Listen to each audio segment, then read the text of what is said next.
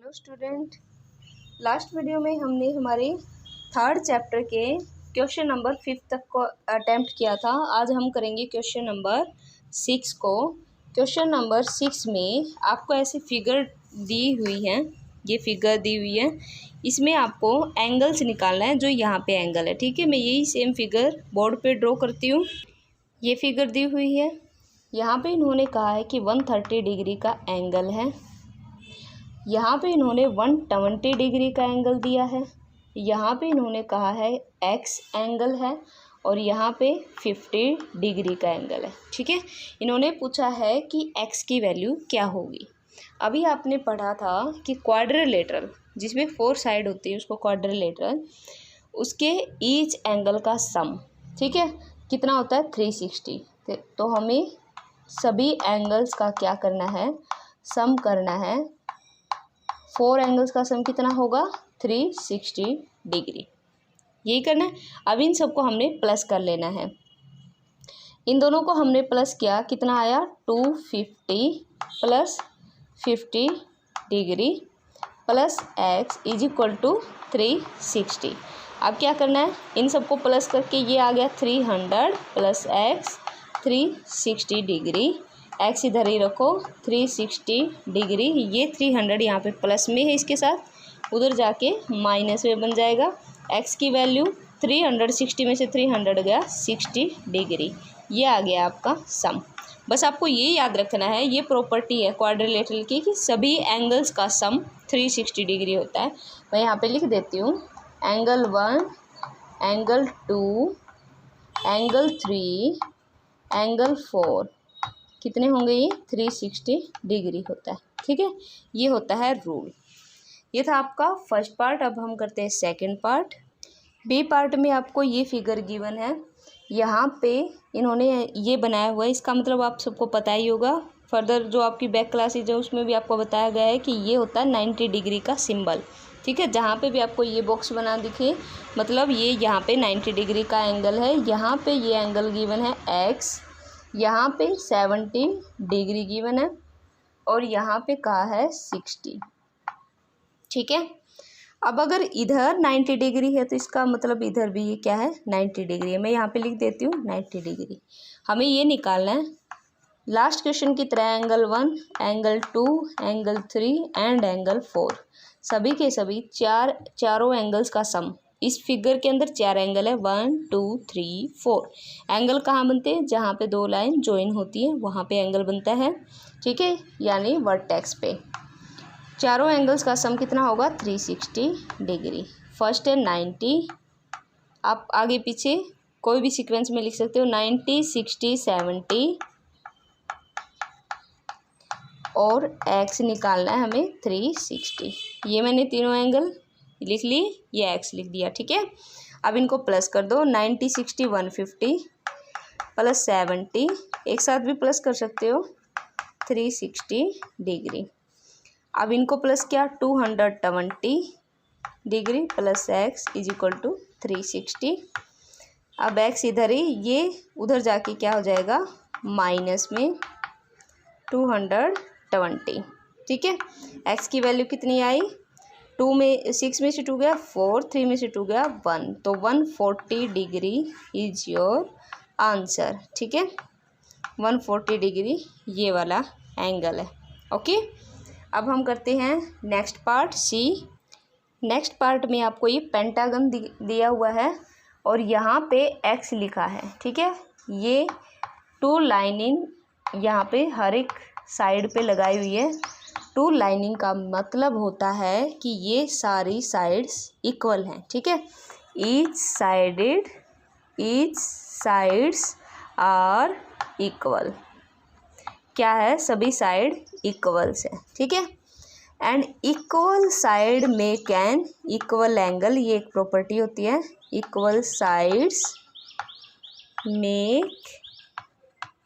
Makes equal angle. कैसे angle बनाती है, इक्वल ही एंगल्स बनाती है। इसका मतलब ये अगर एक्स है, यहाँ भी एक्स होगा, यहाँ भी एक्स होगा, यहाँ भी एक्स होगा और यहाँ भी क्या होगा, एक्स होगा। ठीक है, ये सभी एंगल्स का हमने क्या करना है, अब सभी एंगल्स का क्या करना है, सम करना है। तो सभी एंगल्स का हमने करना है सम। कितने एंगल है यहाँ पे? 5, 1 2 3 4 5। अब ये मेन बात है कि क्या अब हम यहाँ पे भी 360 लिखेंगे? नहीं, यहाँ पे अब 360 नहीं आएगा, क्योंकि यहाँ पे एंगल्स कितने हैं? 5 एंगल हैं। ये 5 साइड मिलकर हमें पता है कि ये कौन सी शेप है? पेंटागन। और पेंटागन के सभी एंगल्स का सम कितना होता है? 540। ठीक है, कितना होता है? 540। अब हमने कितने एक्स हो गए? काउंट करो, 1 2 3 4 5। तो यहाँ पे लिखेंगे 5x = 540। और ये आपका डी पार्ट है, सी हमने स्किप कर दिया, इसके बाद हम सी करेंगे। एक्स को इधर ही रखो, 540 को 5 से क्या करना है? यहाँ पे मल्टीप्लाई में है, ये डिवाइड में।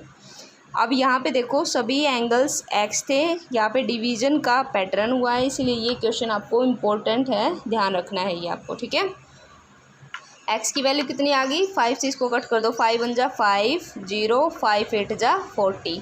तो आपका कितना एंगल आया? 108। ठीक है, यानी ये भी 108 है, 108 108 108 108, सभी 108 डिग्री के एंगल्स हैं। ठीक है, ये आपको अच्छे से याद रखना है, इंपॉर्टेंट सम है। अब हम करते हैं 6 क्वेश्चन का लास्ट पार्ट, सी। डी हमने पहले किया, सी करेंगे अब। ये फिगर आपके गिवन है सी पार्ट में। यहाँ पे इन्होंने कहा कि ये 70 डिग्री का एंगल है, यहाँ पे एक्स है, ये भी एक्स है, इसका मतलब ये दोनों एंगल क्या है? सेम है। यहाँ पे 60 डिग्री का एंगल है और ये है आपका 30 डिग्री का एंगल। ठीक है, अब देखो फिगर है हमारी ये अंदर वाली। ठीक है, एक एंगल ये, दो ये हैं, 3 और 4, ये दोनों यहाँ पे होने चाहिए थे हमारे पास एंगल, लेकिन ये तो बाहर हैं। यहाँ अगर फिगर के अंदर एंगल होता है उसको हम बोलते हैं इंटीरियर एंगल। ठीक है, 7th में आपको अच्छे से बताया है। और ये जो बाहर हैं ये हैं आपके एक्सटीरियर एंगल। ये आपको ध्यान रखना है इस फिगर में कि अगर हमने एक की वैल्यू निकाल दी तो ये दूसरा भी सेम ही आएगा, दोनों इक्वल हैं। ये दो लाइनिंग, इसका मतलब यही है कि ये इक्वल एंगल है। ठीक है, अब ये एक्सटीरियर एंगल है, तो एक्सटीरियर हमें इंटीरियर चाहिए, क्या करेंगे? एक्सटीरियर एंगल प्रॉपर्टी यूज़ करेंगे। ठीक है, कैसे? अगर ये पूरा कितने का है? 180। Exterior angle property, exterior angle property की भी बजाय हम एक और इजी प्रॉपर्टी कर लेते हैं, इससे भी निकल जाएगा, लेकिन ये इजी प्रॉपर्टी रहेगी आपके लिए, लीनियर पेयर। लीनियर पेयर क्या कहता है? ये पूरा है आपका 180, ये जो लाइन पे ये डिग्री का एंगल बनता है, डी बनती है जो, ये 180 होता है, ये लीनियर पेयर होता है। ठीक है, वो होती है लीनियर पेयर 180 डिग्री का। अब यहाँ पे 70, इधर का हमें पता नहीं, अगर इधर का आपने निकालना है तो आप क्या करोगे? इसको मान लो x माना मैंने 180। ठीक है, तो मैं अब सीधा ये लिखने की बजाय आपको एक ही बात बोलूँगी कि जब भी आपको एक्सटीरियर एंगल से इंटीरियर एंगल निकालना है और आपने लीनियर पेयर किया है, तो डायरेक्ट 180 में से जो बाहर वाला एक्सटीरियर एंगल है उसको रिमूव कर दो, यानी उसको माइनस कर दो। कितना आ गया? 110। तो ये एंगल हमारा आ गया है 110।